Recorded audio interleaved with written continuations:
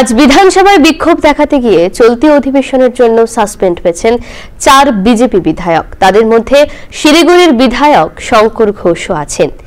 এই ব্যাপারে কি বলছেন দার্জিলিং জেলা কংগ্রেসের যুগ্ম আহ্বায়ক জীবন মজুমদার, শুনুন। বিধানসভা বা লোকসভা যেটাই হোক না কেন, এটা একটা গণতন্ত্রের মন্দির। সেখানে সরকার পক্ষ যেরকম তার বিবরণ দেবেন, মানুষের জন্য কি কাজ করেছেন, উন্নয়নের কাজ করেছেন, আগামী দিনে কি করবেন, সে কথাটা সরকার পক্ষ বলবে। বিরোধী পক্ষের সেটা পছন্দ নাও হতে পারে, বিরোধী পক্ষের কিছু প্রস্তাব থাকবে সরকারের কাছে। কিন্তু আজকে বিজেপি বিধানসভায় বিক্ষোভ দেখাতে যে সাসপেন্ড হওয়ার পেছনে যথেষ্ট কারণ রয়েছে।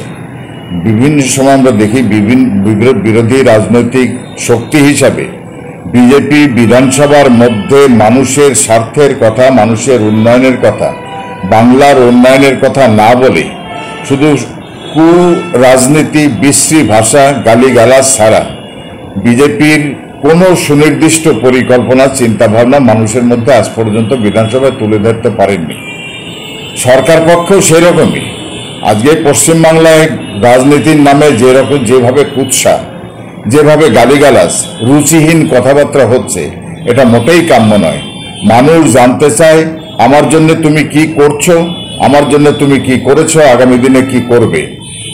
বিরোধী পক্ষ যারা থাকেন তারা সরকারের কাছে জানতে চায় তুমি মানুষের জন্য কি করলে, আগামী দিনে কি করবে। আমাদের প্রস্তাব থাকছে সরকারের কাছে যে সার্বিকভাবে এই উন্নয়নের কাজগুলো তোমাকে করতে হবে।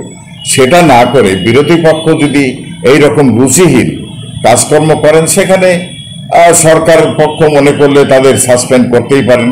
কিন্তু বিধানসভায় আজকে যেটা হয়েছে সেটা মোটেও কাম্য নয় আমরা মনে করি আর কি। আমদরিয়া নিউজ, প্রান্তজনের কণ্ঠস্বর।